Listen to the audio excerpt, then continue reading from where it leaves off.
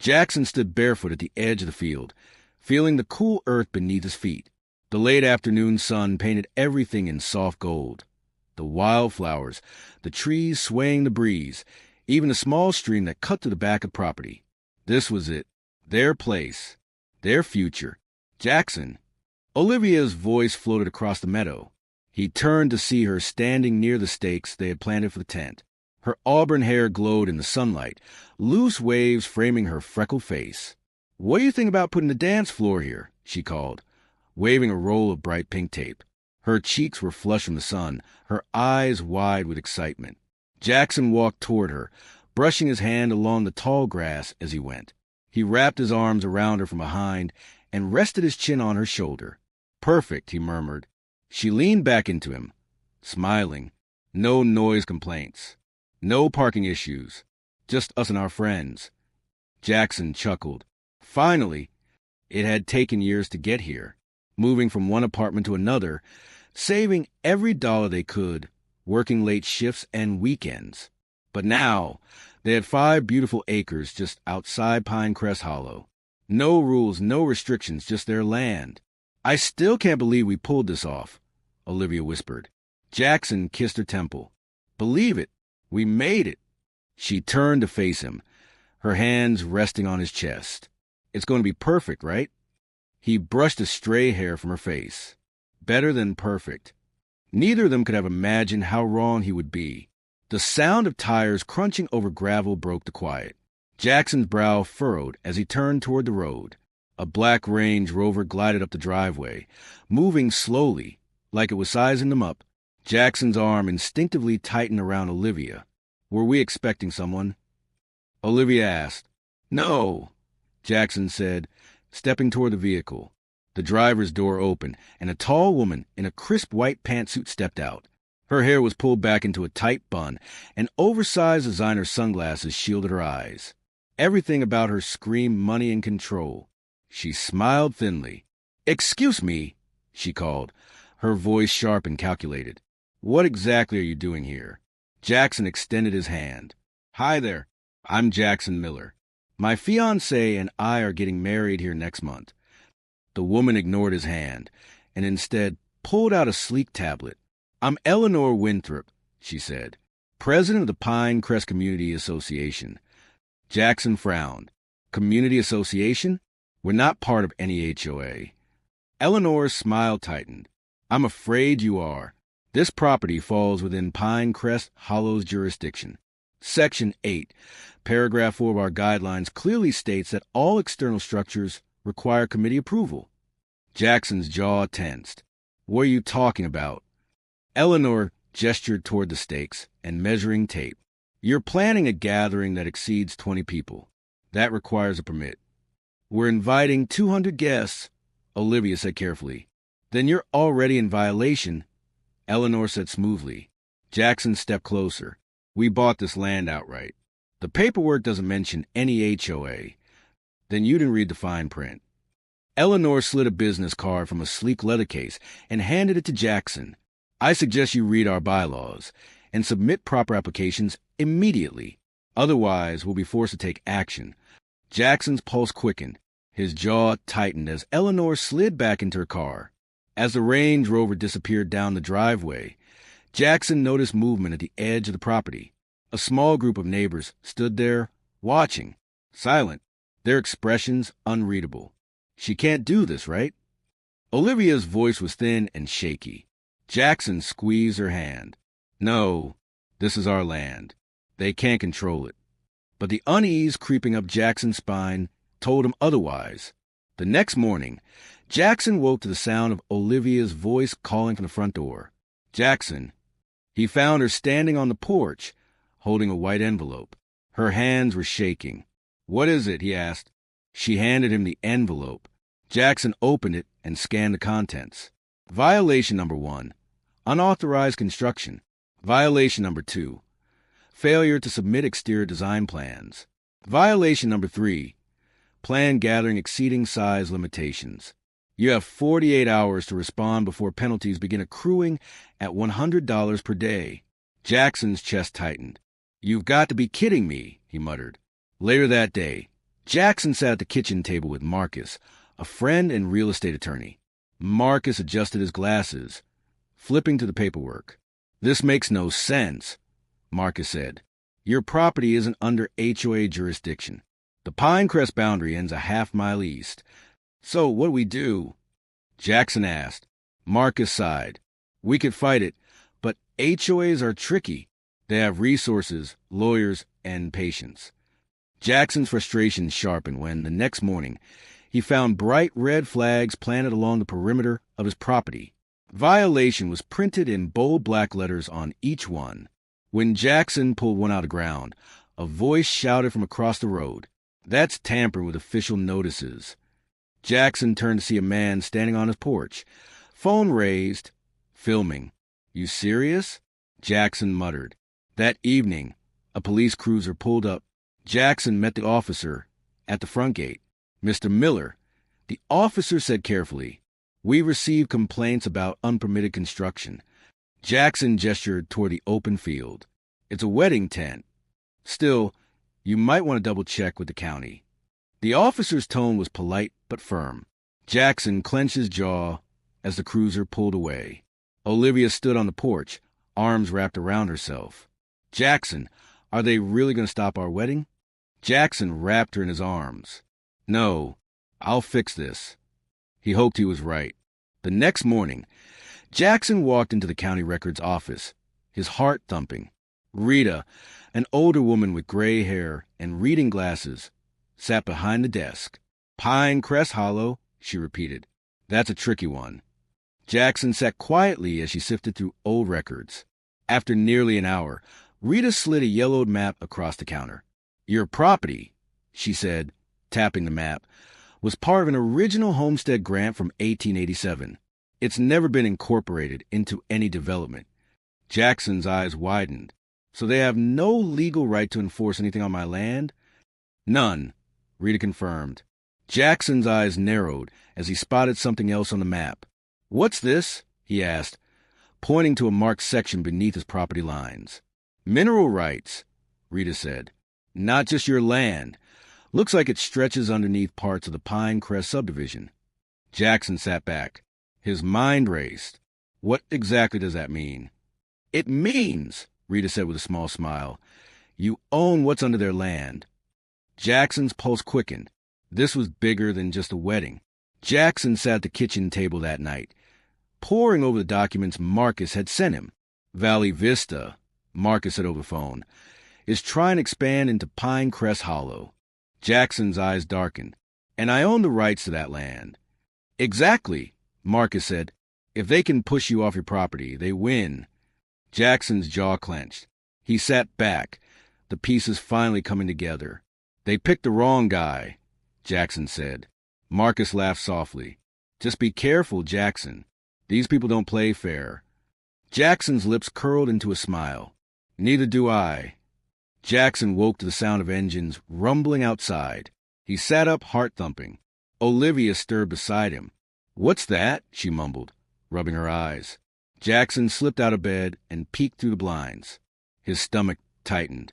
3 trucks sat at the edge of the property, and several men in yellow vests were hammering stakes into ground, running bright orange string along the grass.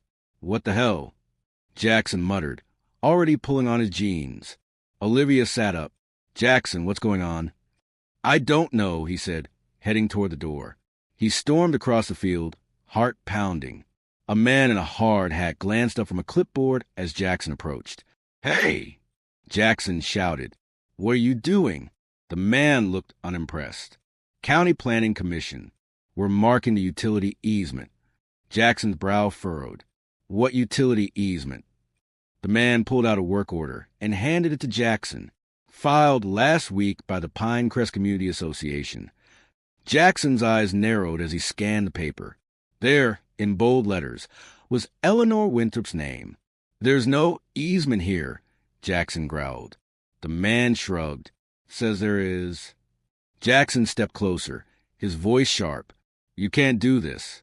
This is private property." The man didn't even look up from his clipboard.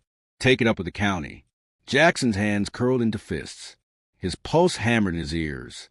Get off my land, Jackson said through gritted teeth.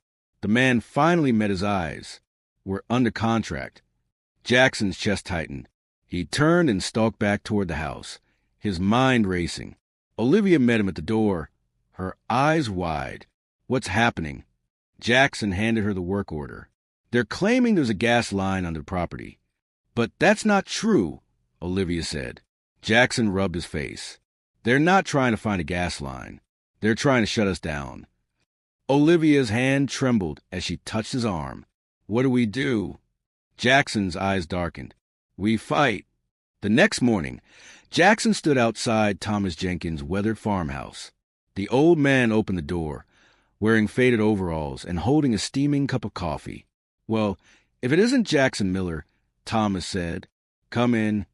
Jackson sat at the worn wooden table as Thomas settled across from him. They're coming after you, aren't they? Thomas said knowingly. Jackson nodded. They filed a false report, claimed a utility easement. Now they're trying to stop our wedding. Thomas sighed. Same playbook. They fined me $500 for keeping my tractor out front. Said it violated community appearance guidelines. Jackson's jaw tightened. Did you fight it? Thomas's weather hands gripped his coffee cup. Tried. They tied me up in paperwork until I gave up. Jackson sat back, his chest burning. They're not just after me. They've been targeting people for years. Thomas nodded. They want us gone. Want to turn this land into more of their fancy houses and country clubs. Jackson's gaze sharpened. We have to push back. Thomas studied him for a long moment. Then he smiled faintly. You've got your grandfather's fight in you. Jackson stood. We're not backing down. That afternoon, Jackson knocked on Maria Gonzalez's door. She answered with a toddler on her hip and a boy clinging to her leg. Mr. Miller? Maria said, surprised. Jackson smiled. I wanted to ask if the HOA is giving you trouble. Maria's face tightened. They fined me twice for noise complaints. My kids are playing in the yard. Jackson's hands curled into fists. And you paid? What choice did I have? Maria said softly. You have one now, Jackson said. By nightfall, Jackson had spoken to 7 neighbors, all with similar stories. Fines, threats, intimidation. Jackson stood in his barn that evening, facing a small crowd of neighbors. They've been picking us off one by one, Thomas said. Not anymore, Jackson said. His eyes burned with determination. They can't push us around if we stand together. Thomas nodded. About time. Maria's hand tightened around her son's shoulder. What do we do? Jackson's gaze hardened. We fight back. The next afternoon, Jackson was chopping wood when the sleek black Range Rover pulled up again. He wiped his brow and stood as Eleanor stepped out, this time with a tall man in a tailored suit. Mr. Miller, Eleanor said, her voice almost pleasant. This is Douglas Reed, Valley Vista's chief counsel. Douglas extended his hand. Jackson didn't take it. We'd like to discuss a business proposition. Douglas said smoothly. Not interested. Jackson said flatly. Douglas smiled faintly. We'd like to purchase your property. At a very generous price. Jackson's jaw tightened. Enough, Douglas continued, to buy a nicer property. Maybe cover the wedding too. Jackson's eyes darkened. Still not interested. Douglas's smile cooled. It would be unwise to decline. Jackson's gaze sharpened. Is that a threat? Eleanor's smile widened. We prefer to think of it as a solution. Jackson stepped closer. Get off my land. Douglas held out a business card. You have 48 hours to reconsider. Jackson didn't take the card. As they drove away, Olivia stepped onto the porch, her arms crossed. What was that about? She asked. They offered to buy us out. Olivia's face paled. You didn't? Jackson's jaw tightened. Not a chance. She smiled and slipped her arms around his waist. Good. Later that night, Jackson's phone buzzed. Jackson Miller? A woman's voice asked. Yes. This is Diane from Channel 7 News.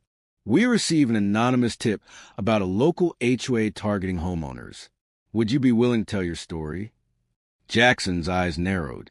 Absolutely. The next morning, Jackson and Olivia sat on their porch as the news crew set up cameras. This isn't about guidelines, Jackson told a reporter. This is about control. Marcus handed the reporter a folder. These documents show that Jackson's property is outside the HOA's jurisdiction. The reporter raised her brows. Why would the HOA care so much about this land? Jackson's eyes darkened. Because of the mineral rights. Mineral rights? Jackson's voice sharpened. There's gas under this land, and I own the rights. The reporter's eyes widened. By evening, the segment aired. Jackson's phone buzzed nonstop with calls. Neighbors, reporters, even attorneys. Then, an anonymous caller left a voicemail. They found gas, the shaky voice said. Big deposits, right under your property. Valley Vista needs those rights. That's why they're coming after you. Jackson sat in stunned silence. This isn't about a wedding, Jackson said aloud. It's about money. 2 days later, Jackson stood under the wedding arch, heart pounding. Olivia's hand tightened around his. Marcus rushed toward them. 3 police cars. Coming up the driveway.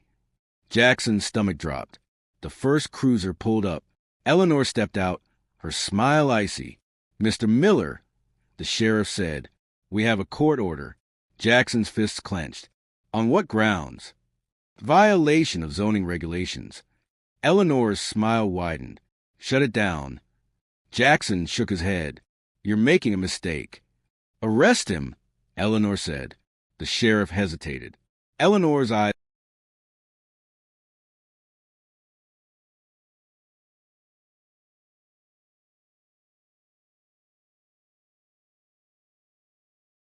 Jackson's eyes narrowed. No, Eleanor. You have no idea what you've done. Jackson sat in the back of the police cruiser, his wrists burning from the tightness of the handcuffs.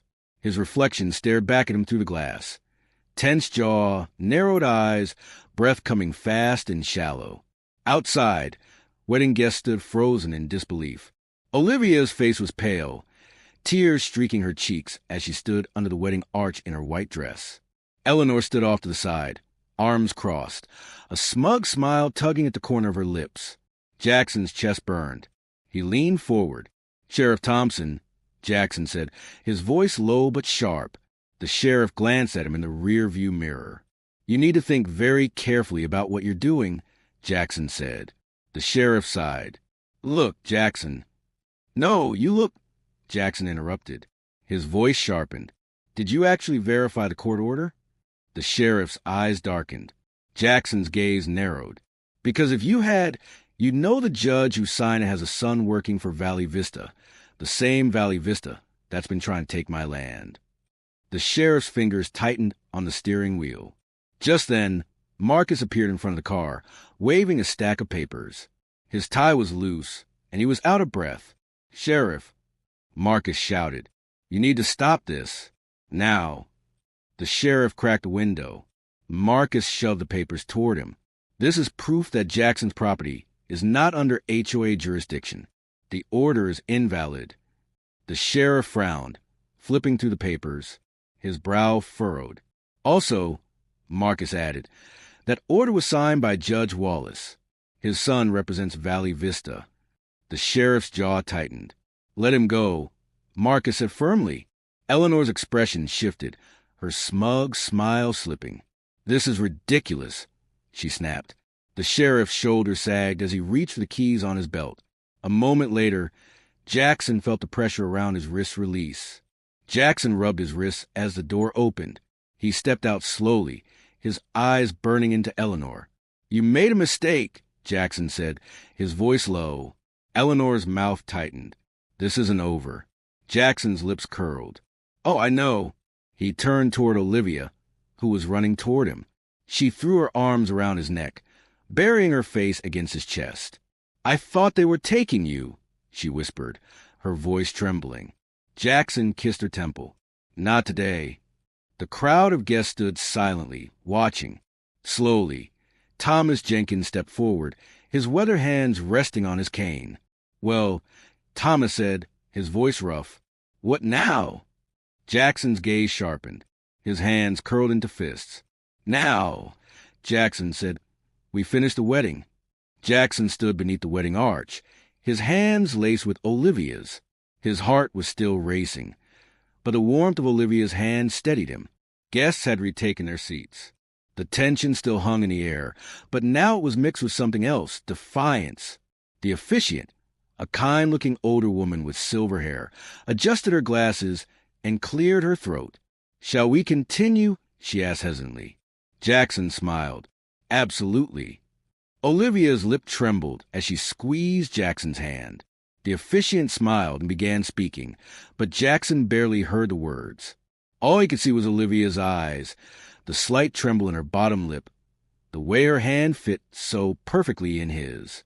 When it was time for the vows, Olivia's eyes glistened as she took a shaky breath. "I promise," she whispered, her voice catching, "to stand by you, even when things get hard, even when people try to break us. I'm not going anywhere, Jackson. Not ever." Jackson's throat tightened. "I promise," he said, his voice steady, "to protect you, to protect this land, and to fight for us, no matter what it takes." Olivia smiled. A tear slipped down her cheek. "You may kiss the bride," the officiant said. Jackson didn't hesitate. He pulled Olivia toward him, his lips crashing into hers. A wave of cheers and applause erupted from the crowd. Jackson pulled back, resting his forehead against hers. "We did it!" Olivia smiled. "We're not done yet." Jackson's gaze slid toward the edge of the crowd. Eleanor stood there, arms crossed, her face pale with fury. Jackson's jaw tightened. "No, Olivia's right. We're not done. Not even close." 2 days after the wedding, Jackson sat at the kitchen table across from Marcus and 2 other lawyers.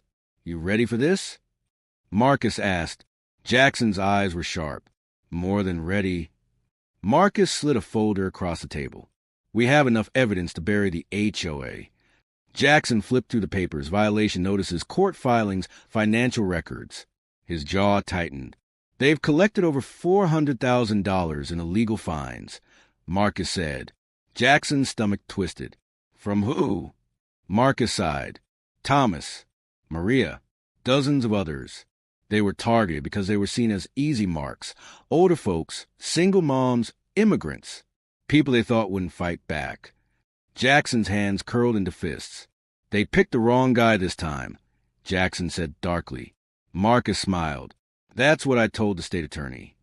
Jackson's brow lifted. "Yeah," Marcus continued, "they've opened a formal investigation into the HOA and Valley Vista. Fraud, harassment, false reporting.